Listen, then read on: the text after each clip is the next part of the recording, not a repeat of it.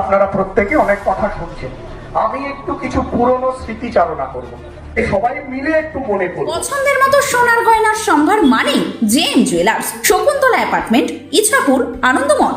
রয়েছে অনলাইন ডেলিভারিরও সুব্যবস্থা। 2015 সাল সবাই আপনাদের নিশ্চয়ই মনে আছে। এই ক্ষুদিরাম পল্লী এই 23 নম্বর 22 নম্বর ওয়ার্ডের নেতা ছিলেন আজকের যিনি চেয়ারম্যান কমল অধিকারী। রেল কোম্পানি এসে বলল যে কারখানার জন্য এই অঞ্চলের মানুষদের ঘর ভাঙা যাবে। তারপরে তাদের চেষ্টা ছিল আরো এগিয়ে যাওয়ার, কলোনিকে ফাঁকা করে দেওয়ার। এটা আপনারা প্রত্যেকে জানেন। আজকে যাদের ওই তৃণমূলের পেট মোটা নেতা তিরিং তিরিং করে ঘুরে বেড়াচ্ছে না, তার বাড়িটা আর দোকানটাও ভাঙতে গেছিল। এই কমল অধিকারীর নেতৃত্বে ওখানে দাঁড়িয়ে থেকে আরপিএফ কে সঙ্গে নিয়ে, কন্ট্রাক্টরকে সঙ্গে নিয়ে কলোনি উচ্ছেদে গেছিল। এটা আপনারা প্রত্যেকে জানেন। সেদিন দাঁড়িয়ে কে আপনাদের পাশে দাঁড়িয়েছিল, আশা করি এই অঞ্চলের মানুষ সেটা ভুলে যায়নি। এইখানে দাঁড়িয়ে উচ্ছেদ প্রতিরোধ কমিটি তৈরি হয়েছিল এবং তার সভা ছিল এই মাঠে। সেদিনও এই মানুষটা রাজা দত্ত আমাদের সঙ্গে ওই কমিটির প্রথম সভায় উপস্থিত ছিল। সেদিন কারা উচ্ছেদ করতে গেছিল, আজকে তারা বলছে ভোটের আগে যে কোনো মানুষকে আমি আর উচ্ছেদ হতে দেব না। যে উচ্ছেদের নায়ক, এই অঞ্চলকে, কলোনিকে যে উচ্ছেদ করতে চেয়েছিল, সেই অধিকারীরা আজকে আবার এসছে এবং 7 বছরের 5 বছরের রাজত্ব চালিয়েছে। এখন তাদের হাতে ঘা লাগছে, কারণ রাজত্বে এবার থাবা পড়ে যাচ্ছে। পাড়ার ছেলেরা, ঘরের ছেলেরা ঘরে ঢুকে গেছে, মানুষ আবার আমাদের সাথে চলে এসছে, তাদের হাতে ঘা লাগছে। এই কলোনিকে সেদিন উচ্ছেদ করতে গেছিল, আমরা দাঁড়িয়ে কলোনির মানুষকে নিয়ে, আমি একা করিনি, কিন্তু মানুষ সেদিন ছিল। আর আপনারা জানতেন যে সেদিন আরপিএফ কোথাও এলে সবার আগে কে থাকতো, এটা আপনারা এই অঞ্চলের মানুষ জানেন। আমি ঠান্ডা ঘরে বসে আমার দলের ছেলেদের বলতাম না আরপিএফ ঠেকাও। আজ অব্দি দেখেছেন কমল অধিকারী, সুবোধ অধিকারীকে আরপিএফ যখন আসে সামনে থাকতে, আমি সামনে থাকতাম। এই অঞ্চলে যখন আরপিএফ এসছে, আরপিএফ এর সামনে আমি দাঁড়িয়েছি সবার প্রথম, পিছনে অঞ্চলের মানুষ থাকতো। আরপিএফ কে বলতাম যে বুলডোজার আমার বুকের উপর দিয়ে চলবে, তারপর উচ্ছেদ হবে। একটা বাড়িও উচ্ছেদ হয়নি, শুধু একটা বাড়ি ভাঙা পড়েছে, মাঠের বাড়ি। তাকেও কন্ট্রাক্টরকে দিয়ে বাড়ি ছিল, তার থেকে ভালো বাড়ি আমরা তৈরি করে দিয়েছি। কোম্পানির পাঁচিল বেঁকিয়ে দিতে হয়েছিল, কিন্তু উচ্ছেদ করতে দিইনি। এটা এই অঞ্চলের মানুষ আশা করি ভুলে যায়নি।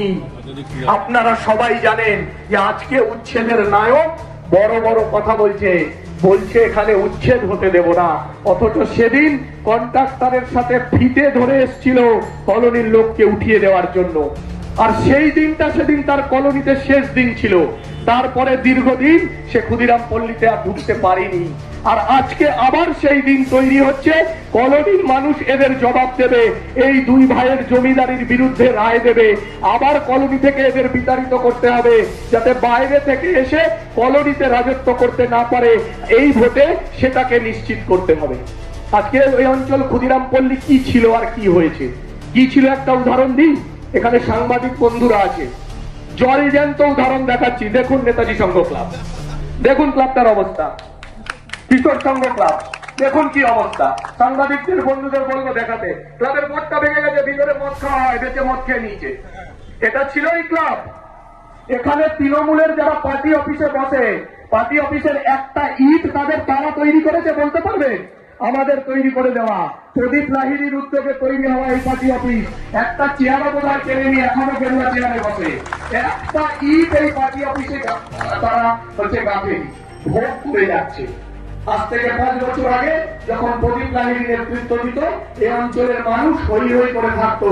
সন্ধ্যাবেলায় মা বোনের ভিড় থাকতো এখানে, সবাই একসাথে ফুচকা খেত, চপ খেত, গুড়ি চানাচুর খেত, মাঝে মাঝে আমায়ও ডাকতো। এখানে বসে গল্প হতো সকলের সাথে। কদিন পেয়েছেন আপনাদের বিধায়ক চেয়ারম্যানকে এখানে বসে আপনাদের সাথে গল্প করার জন্য? কদিন পেয়েছে বলতে পারবেন আপনাদের অভিজ্ঞতা থেকে? শুধু রাজাবাবুরা আসবে, কলোনিকে লুট করে নিয়ে চলে যাবে। আমি বহুদিন পর সেদিন রবীন্দ্রপল্লীতে ঢুকলাম, দেখছি পুকুরগুলোর কি অবস্থা। আরে মাছ চাষ কর, তোরা কর, যারা ক্ষমতায় থাকবে তারা করবে, তাদের ছেলেরা সেই যুবকরা করবে, ঠিক আছে, কিন্তু সেটাও করেনি। সমস্ত পুকুর শেষ করে দিয়ে, ভরাট করে দিয়ে বিক্রি করে দিয়েছে। মানে আস্তে আস্তে খেলে হবে না, একবারে খাওয়া যায়। সোনার ডিম দেওয়া মুরগিটাকে একবারে খা, ভাতে পেটের মধ্যে অনেক ডিম আছে। আজকে পুকুরগুলোর কি অবস্থা, কলোনি অঞ্চলের জল কোথায় যাবে, সব পুকুর তো ভরে দিয়েছে। আজকে এরা এইভাবে কলোনিকে শেষ করেছে। এ কথা আমি কি করবো, এখানে বলতে গিয়ে তো আমার কোনো কথা, আমি ভাবছি যে কোনটা আমি বলবো। কিন্তু মানুষ জানে যে এই অঞ্চলে কি হয়েছে।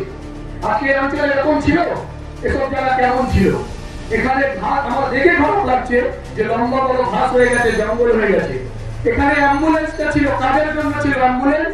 অ্যাম্বুলেন্সটা তো তৃণমূল কংগ্রেস নাম লেখা আছে, অঞ্চলের মানুষের টাকায় তৈরি করা অ্যাম্বুলেন্স। অ্যাম্বুলেন্সটার এই অবস্থা কেন? বাকি অফিসটা তো ভোগ করছে, অ্যাম্বুলেন্সটাকে মানুষের জন্য চালানো গেল না। সাংবাদিকদের আমি আগেও দেখেছি, আবার বলবো যে অ্যাম্বুলেন্সটার অবস্থা এখন ব্যাটারি বিক্রি করে মাংস খেয়ে নিচ্ছে এই অঞ্চলের তৃণমূলের নেতারা। তাদের লুঙ্গি পরে তাস খেলা, জুয়া খেলা ছাড়া ভাত হজম হয় না। আর রাত্রি 7টা বাজলে কোনো দিন দুপুরবেলা মদ ছাড়া যাদের ঘুম আসে না, তারা নাকি এখন তৃণমূলের নেতা এই অঞ্চলে। তাদের সুবোধ অধিকারী, কমল অধিকারী নেতা বানিয়েছে। ভাবতে পারছেন আপনারা?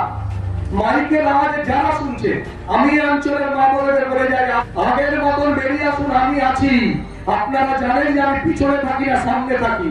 ওদের নেতা পরে আসবে, আমি আপনাদের সামনে আগে আসবো। দেখছি কোন গুন্ডারা আছে। গুন্ডাদের গুন্ডাগার্দি শেষ হয়ে গেছে, এখন থানায় গেছে। দুদিন আগে মানুষকে মারতো, রাতের অন্ধকারে দিনের বেলায় গুন্ডারা মানুষকে মারতো। আজকে সেই গুন্ডারা লাইভ করছে, ওরাও নাকি ব্লগার হয়ে গেছে, কন্টেন্ট ক্রিয়েটার। গুন্ডাদের অবস্থা ভাবুন। এবং ছোট থেকে বড় হওয়াটা আমি দেখেছি, কার কতদূর দম আছে আমি জানি, কে কতদূর থাকবে আর কতক্ষণ থাকবে আমি জানি। আমি তো বলে যাচ্ছি যে এখনো অব্দি যদি না শুধরায়, কপালে অশেষ দুঃখ আছে। মানুষের ভোটাধিকারকে সুনিশ্চিত করতে হবে। তারা তাদের প্রচার করুক, আমাদের কোনো আপত্তি নেই। তৃণমূল তৃণমূলের কথা বলবে, বিজেপি বিজেপির কথা বলবে, সিপিএম প্রচারে আমাদের অসুবিধা নেই। কিন্তু ঝান্ডা বেড়ার ছিড়ব, প্রেস ছিড়ব, আমরা কিন্তু আবার আসবো, এখানে বসে থাকবো। আর আজ থেকে পাড়ার ছেলেরা পাড়ায় থাকবে, পাড়ায় বাড়িতে থাকবে। যদি প্রয়োজন হয় আমার জন্য একটা ঘর থেকে রাখবেন, আমি এখানে থাকবো। দেখছি কোন মুদ্রা আছে, এটা আমার দেখার ইচ্ছা হইল যে কত বড় এখানে হাম্বা কাম্বা আছে।